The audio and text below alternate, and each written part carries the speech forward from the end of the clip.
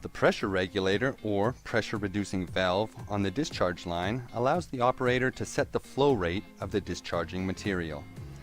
The valve should be set to a pressure that is able to move the material from the tank, hoses, and pipes as required. Too high of a pressure setting can cause fly rock or splashing of the discharged material, as well as premature wear and tear on pipes and fittings. Pressurized vessels and lines can be dangerous, so always make sure your components are in good working order and rated for the high pressure applications.